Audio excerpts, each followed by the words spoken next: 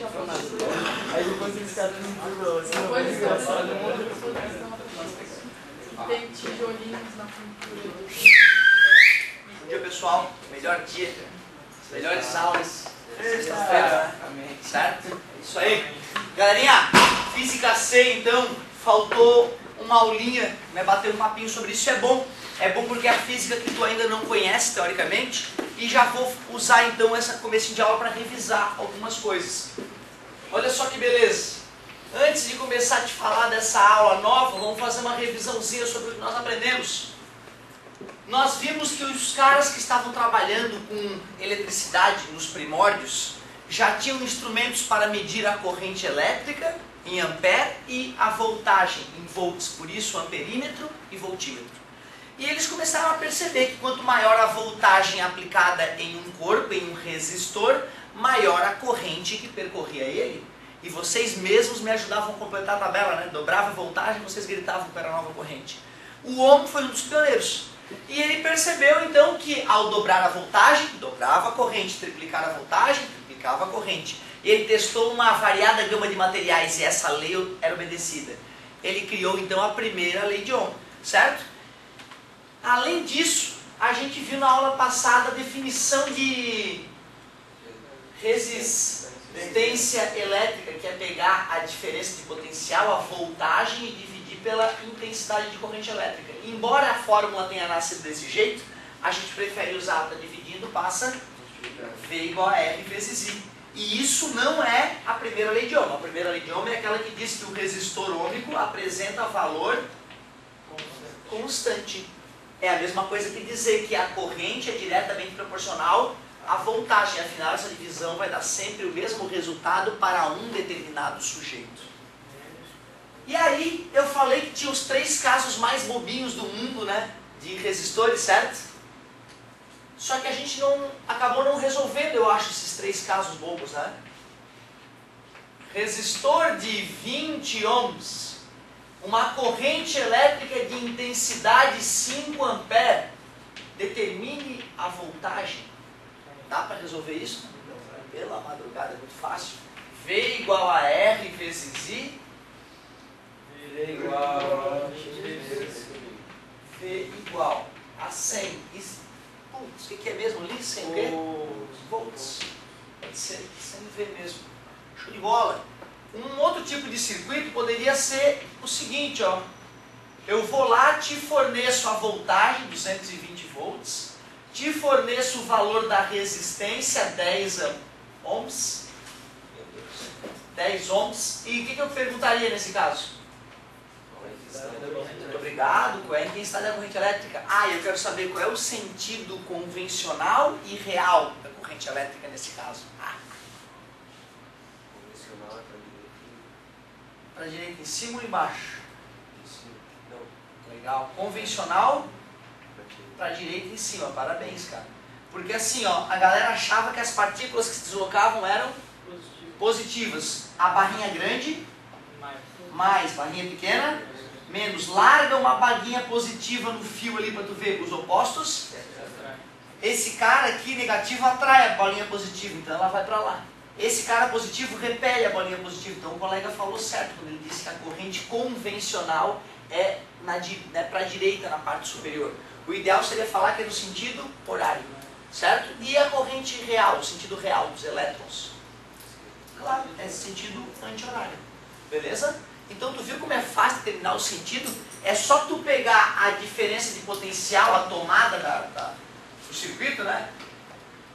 Lembrar que o grande é mais, o pequenininho é menos, e largar uma baguinha positiva ou negativa, né, no fio. Eu largo dos dois lados para garantir, né, tem que dar a mesma resposta, certo? Esse cara repele, esse cara atrai, então as partículas vão nesse sentido.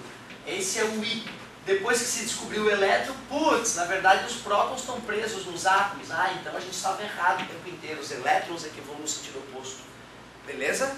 Isso é uma coisa que geralmente a gente já cobra, ou na primeira ou na segunda prova, para o aluno conseguir determinar, né, o sentido real e o sentido convencional da corrente elétrica. Bem simples essa ideia. Os opostos? Só isso que o cara tem que saber. Legal, e aí como é que fica então essa continha? Vamos ver. V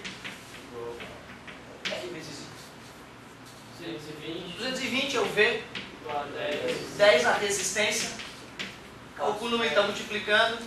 Passa dividindo. I igual a 22 ampere, né? I é igual a ampere. O cara pode colar da própria prova nessa hora. Essa aí é outra questão que dá para colocar, né? 3 questãozinhas dessa para todo mundo ganhar ponto. 3 questãozinhas idiota dessa aí, que é importante que tu saiba resolver, né? E que vai te fazer ganhar uns pontos legais aí. Claro, fácil, não prazer, cara. É uma ótima hora pra gente já fazer isso aí mesmo. Qual seria o terceiro e último tipo de problema, pessoal?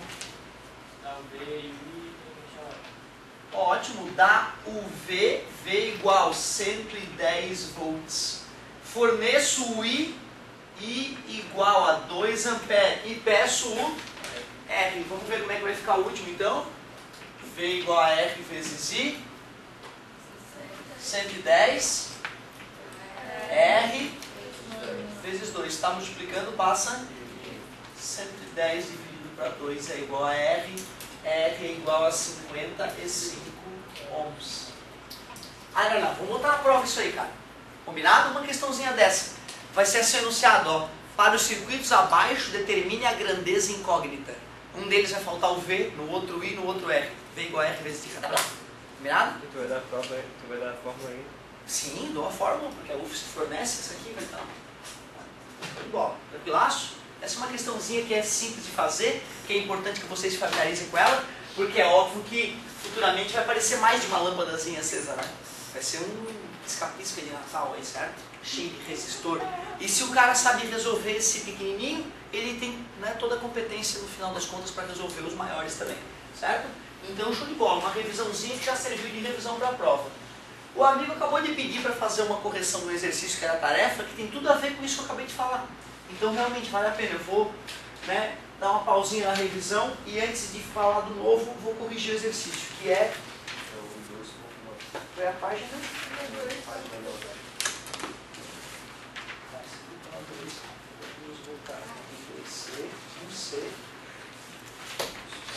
Cheio. Ali está. Então o amigo pediu na hora exata esse aqui, ó, página 9, exercício 0209. É aquele que ele dá o gráfico, dá um diagrama volts versus corrente em miliampere. O ampere sai minúsculo, mas deveria ser maiúsculo.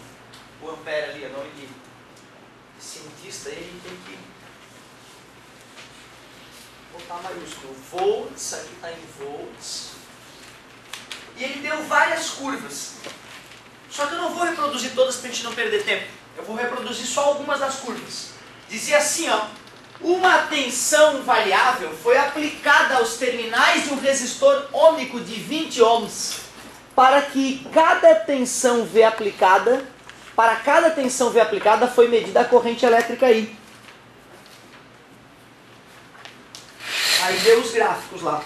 O gráfico da tensão V em função da corrente elétrica I corresponde a uma das curvas traçadas no sistema de eixos.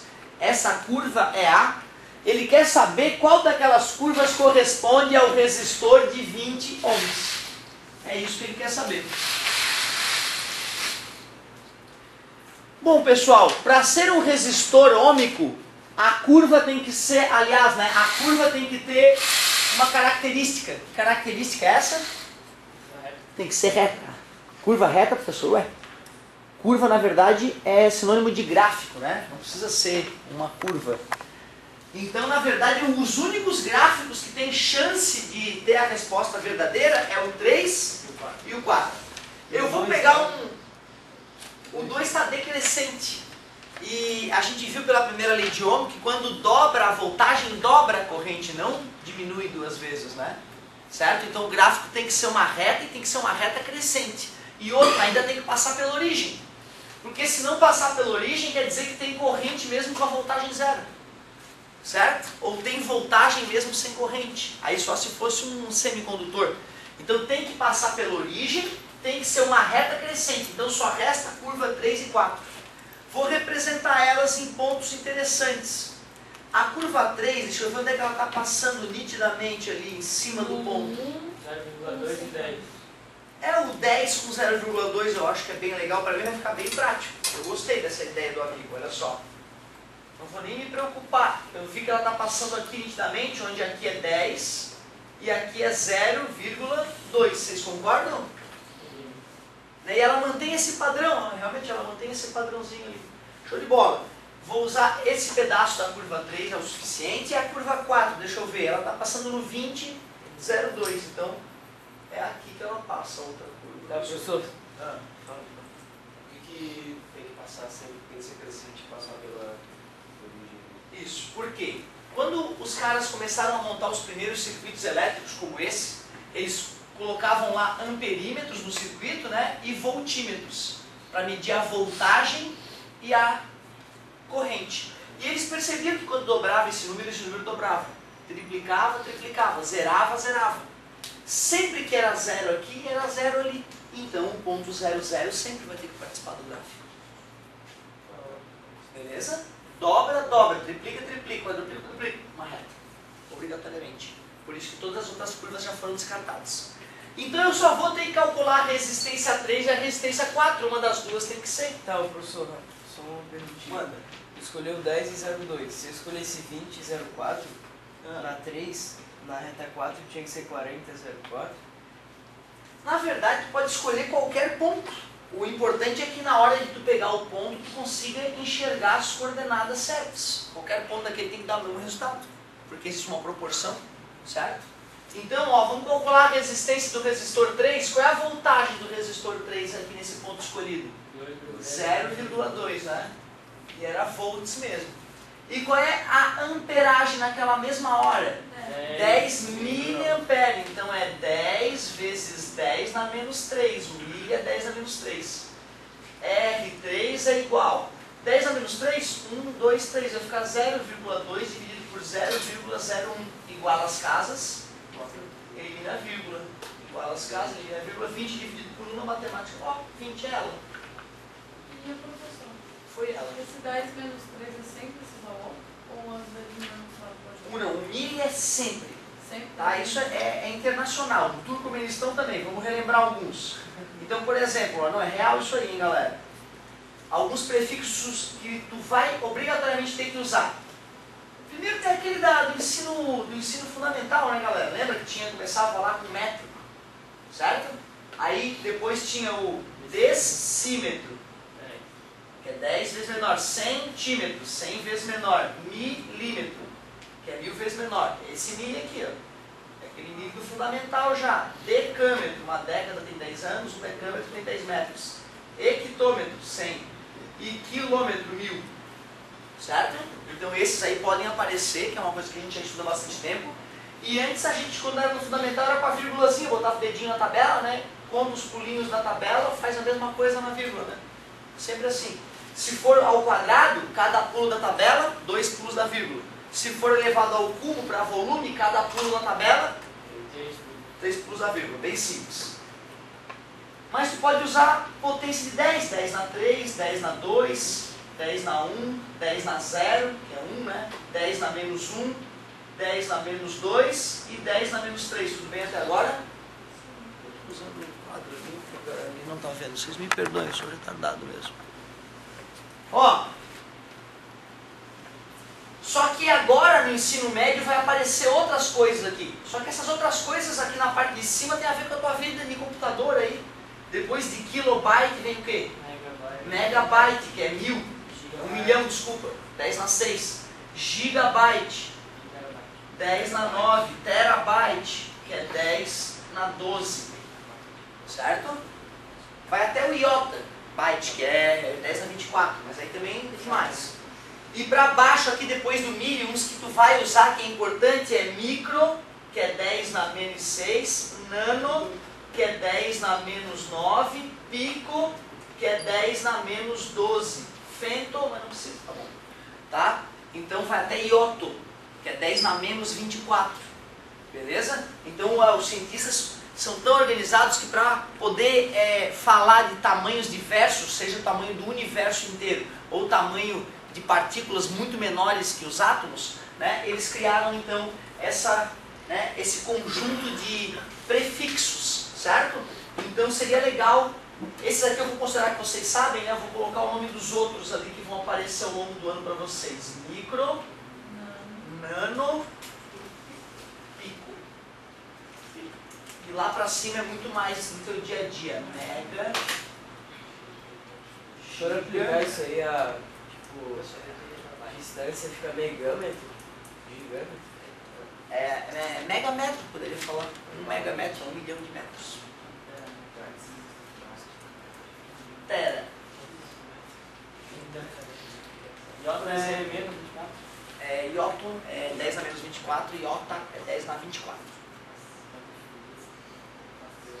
Não, assim, eu te confesso que no começo da faculdade eu me dei o trabalho de decorar, entendeu? Todos eles, mas hoje eu já não lembro todos. Ali entre o Ioto e o Tera, ali eu me perdi com certeza. E assim, nunca vi cair nada, já vi cair fento. Só que o cara falou o que era, certo? Falar em capacitores, a gente fala muito em nano e pico Faraday, certo? E aí então eu já vi cair fento, mas o cara avisava. E é muito comum eles acabarem avisando, certo? Mas não contem com isso, né? Importante. Essas aí, pelo menos, é importante até o final do ano tu ter na mão, certo? E vai ser natural, cara. Tu vai ver, vai aparecer tanto ao longo do ano, uma questãozinha aqui a colar, que naturalmente vocês vão acabar decorando, certo? Show de bola. Só vamos calcular a resistência do resistor 4 por desencargo de consciência e até a gente já vai fazer uma análise aí, né, do que a inclinação do gráfico sugere, certo? Vai ser importante. Qual é a voltagem que eu sugeri ali? 0,2. E a corrente? 20 vezes 10 na menos 3. R4 é igual a 0,2, 1, 2, 3. 0,02. Iguala as casas, elimina a vírgula. Vai ficar 20 dividido para 2, que é 10, né? 20 dividido para 2 é 10. E aí, galera, quer dizer que quanto menos inclinado, sempre que o gráfico for V versus I. Mas se for o contrário, I versus V muda também, né? Certo? Mas é melhor não decorar, né? É melhor na hora, se for preciso, tu parar e pensar e ver qual que é maior e qual que é menor. Nesse tipo de gráfico, quanto mais inclinado, maior a resistência, quanto menos inclinado, show de bola. Importante essa análise final então. Muito boa a pedida do colega, bem na hora certa da revisão. Quando eu fiz uma vez, eu pensei em outro jeito que era. Eu achei que era para ver quanto que é uma reta. Certo. Daí ver quanto que é a inclinação, quanto que dá aqui. Porque eu estava fazendo, daí quando eu peguei esse aqui, dava 20, dava 21. Daí, só que eu estava dizendo que era 20, eu achei. Pois é muito comum a gente querer acreditar que a questão pede algo muito além, né, do que a gente imaginava. Eu me ferrei muitas vezes com isso, cara, e na maioria das vezes as questões são realmente, às vezes, bem simples. Tá? Então nesse caso, galera, só tinha que ir lá, pegar a voltagem, dividir pela corrente e ver qual era o gráfico correto para o resistor de 20 ohms. Vou dar um zoom ali nos prefixos gregos ali, olha que beleza. Show de bola. E agora sim, agora que a gente relembrou a primeira lei de Ohm, a definição de resistência elétrica também, vamos ao novo.